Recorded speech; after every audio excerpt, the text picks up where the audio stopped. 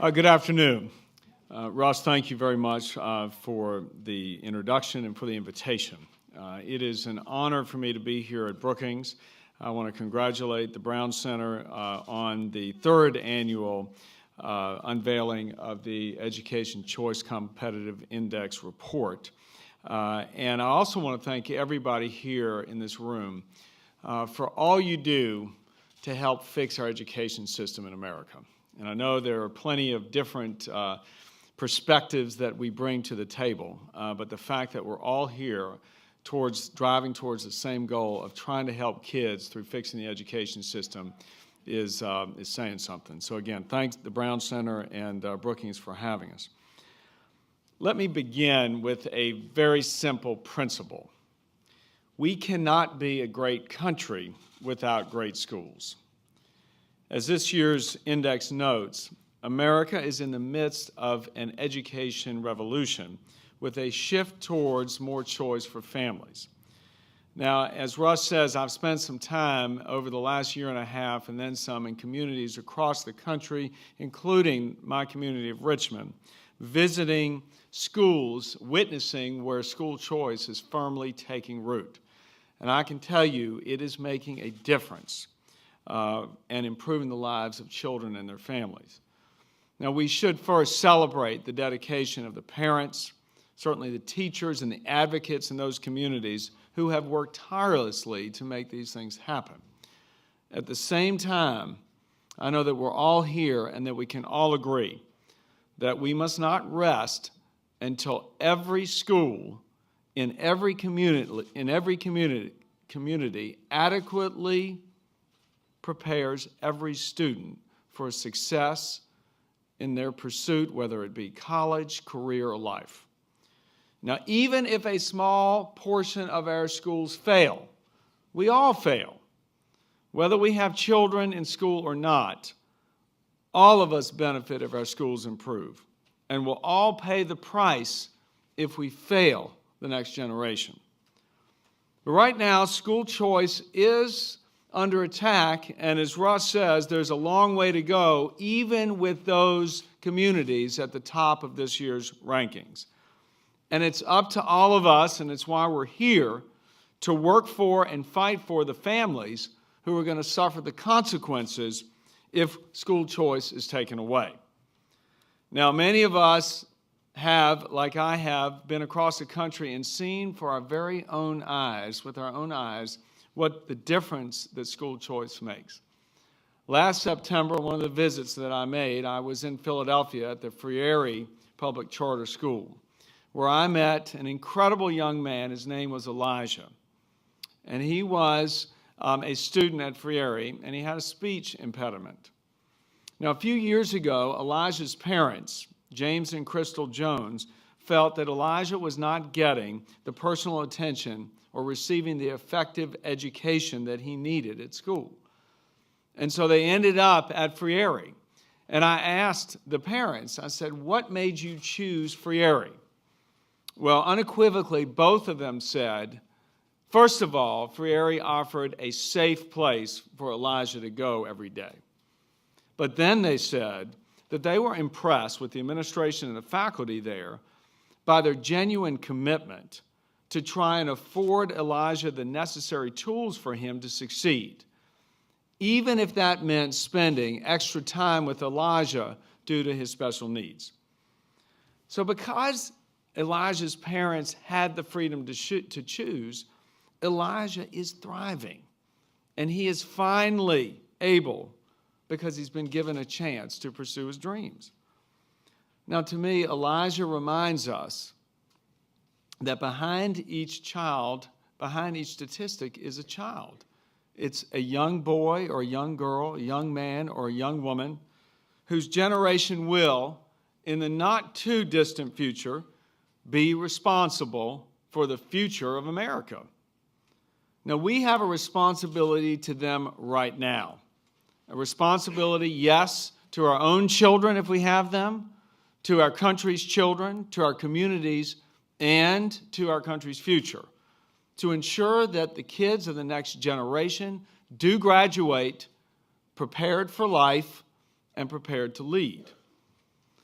Now, all parents and families should have a safe place for the children to learn. But the harsh reality is, as the index indicates, that millions of kids across the country are denied the chance that Elijah's family has. And that's unacceptable.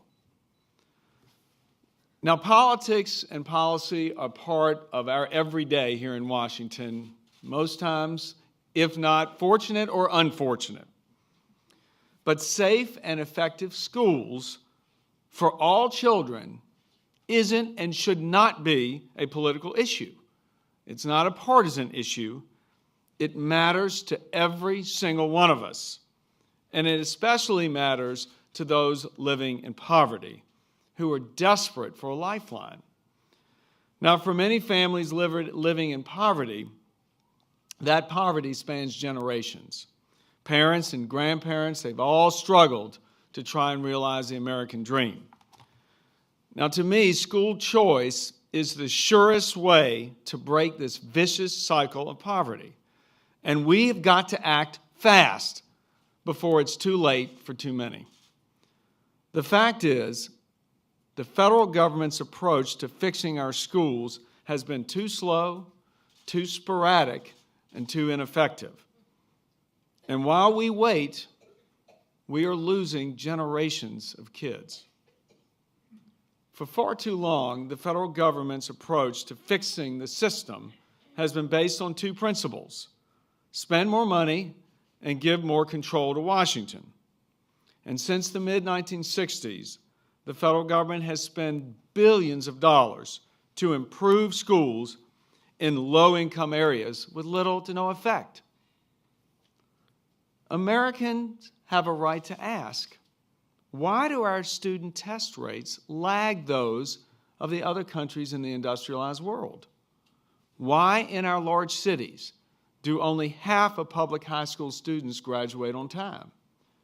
When the fact is, our biggest cities offer advantages that should make it easier, not harder, to have innovative and effective schools. Surrounded by universities, cultural institutions, and diversity of industries, children in urban areas should be succeeding. So why are they, so often in so many cases, put in dangerous school environments where they don't learn the math, science, language, and arts that we would hope, and they don't graduate? The simple act of graduating high school not only dramatically increases the chance someone has a job, but it dramatically decreases the chance that that someone turns to crime. In America's large cities, unemployment and crime are staggering problems. Introducing choice into these areas especially helps the kids, and just as importantly, helps those communities. The dropout rate in urban areas must be brought down to the national average, and school choice will help us achieve that goal. Now, working together, all of us should make teaching easier for teachers, and we should make learning easier for students.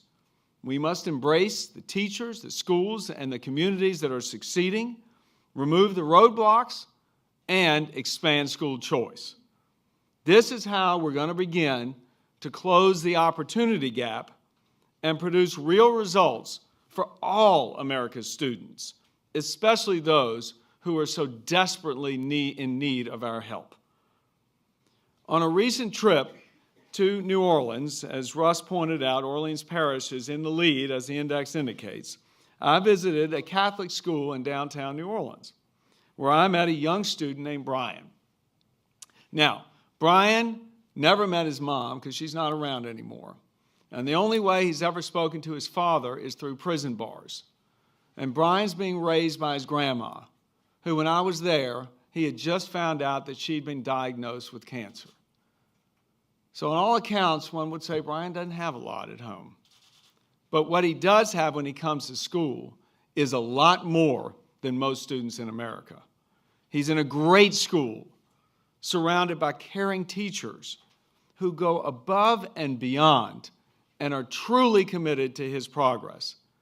Brian is thriving. He told me he's got big plans for the future, And at 11 years old, he is aiming high. He says that he's got his heart set on going to college. Now, Brian's got the opportunity to attend this school because of Louisiana's scholarship program, a program that was championed by Governor Jindal, who was here, Russ reminds me, last year, a program that Governor Jindal sponsored that provides kids who live below the poverty line with the resources to attend a school of their family's choice. Now, when speaking here at Brookings, Governor Jindal said, to oppose school choice is to oppose equal opportunity for poor and disadvantaged kids in America. I couldn't agree more. But don't take his or my word for it, just look at the results. These scholarships have brought hope and opportunity to thousands of students just like Brian across the state of Louisiana and, as Russ mentioned, other states. What Governor Jindal has done in Louisiana is a model that governors across the country can and should adopt. Now, unfortunately, this program is under threat.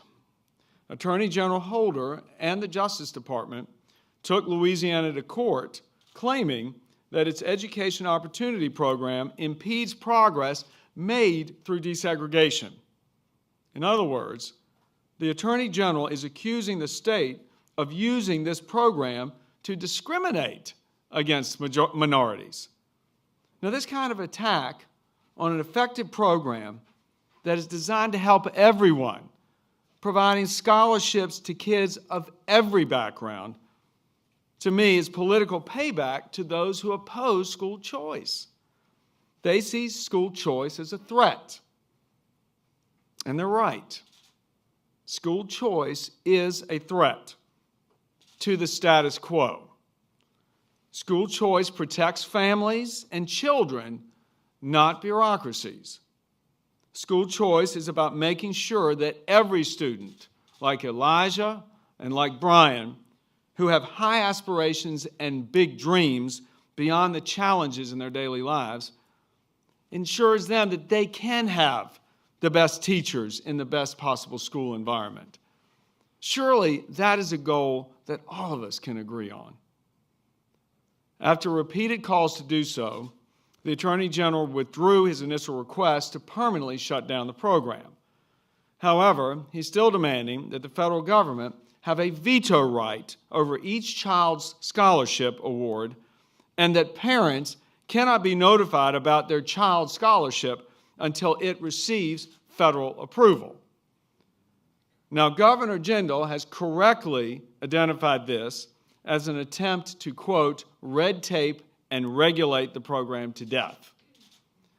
Now, I challenge General Holder to visit Louisiana and meet with the students and parents who participate in this education scholarship program. I challenge General Holder to look these families in the eye as I have, to go and talk with Brian and his grandma, to listen to how the scholarship has improved their lives and hope for the future. And then perhaps he can try and explain to them how what he's trying to do is going to help them. Now, unfortunately, the attacks on school choice and its successful programs are not limited to Louisiana. Over the last decade in New York City, the Bloomberg administration made it easier for charter schools to co-locate with other traditional public schools in the same building. And I know their place on the list in the index is indicative of some of those efforts. Now, it may not sound like that's revolutionary change, co-locating with public schools, but what it meant for those charter schools was real, meaningful improvement for families in the city because their real estate costs were defrayed. And the number of charter schools grew from 17 to 183 charter schools in 12 years. But now it is being reported that that city's new mayor, Bill de Blasio, is considering a moratorium on charter school co-locations and may even go so far as charging them additional rent. Now, this move has the potential to devastate the growth of education opportunity in such a competitive real estate market like New York City. Just think How many families are going to be harmed? How many families are going to have their choice taken away if Mayor de Blasio pursues these policies? Mayor de Blasio should abandon this idea and should allow instead New York City's charter schools to flourish. You see, on issues like this, the House of Representatives and our committees will remain vigilant in our efforts to ensure that no one from the government stands in the schoolhouse door between any child and a good education. Right here in our nation's capital, there is huge progress in school choice, again, as the index notes, but there's also an assault that is going on at the same time. Since it was created in 2004 with bipartisan support, the DC Opportunity Scholarship Program has received more than 11,000 applications, and with over 1,600 students receiving aid to attend a school of their choice in the past year alone. Now, recent studies showed that charter school students here in Washington gained the equivalent of an extra 72 days in reading and 101 days in math instruction over the course of a year compared to their counterparts in traditional public schools here. What an incredible achievement. Yet despite the program's success and popularity, President Obama has refused to include funding for it in his annual budget. Now, why? The president should fund the DC Opportunity Scholarship Program in his upcoming budget. Plain and simple, the program works. No matter what party or what philosophy we adhere to or come from, we should all leave no doubt that the DC Opportunity Scholarship will receive the funding and support that it deserves. Now, the House, as Russ has indicated, has been very active and has been leading on school choice. In July, we did pass the Student Success Act. Now, this bill was built around the idea that Chairman Klein, our Education Committee, have been working on, and that is that we should learn from one another's successes. We should build on improvements that are delivering the real results for children in the schools that they attend. Now, this act will help expand education opportunity by providing incentives for states to replicate high-quality charter schools. The bill requires that school systems provide parents access to information about the performance of their local schools. Parents can then actually hold schools accountable for the quality of education that their children receive. The Student Success Act also includes an amendment that Russ talked about, that I authored, that for the first time does allow federal funds to follow Title I kids for the first time. And this ensures that the priority remains what is best for those children and their families, no one else's priorities. With the passage of the bill, I believe the House took an important step toward advancing education opportunity for all students in America. And I urge the Senate to begin consideration today of that House-passed bill. Now, more than 2 million students across America are now taking advantage of public charter schools. Over the past 5 years, student enrollment in these charter schools has grown by 80%. And another 225,000 families use tax credit scholarships or vouchers to attend private schools. School choice programs are experiencing this kind of expansion for one very simple reason. They work. They deliver real and measurable results. So it is my personal goal that in 10 years, every child in America will have education opportunity through school choice, no matter where they live. Now, progress isn't easy. We all know that, in this town especially. But nothing truly important is ever very easy. So improving our schools, fixing our education system, we all know is not going to happen overnight, but we do have a responsibility to make it a priority and work at it each and every day. And I know that thanks to Brookings and the Brown Center, Russ, and all your work, and all the work and goodwill of the folks in this room, as well as the millions of dedicated parents and families across this country, that we really are well on our way. So thank you very much for having me.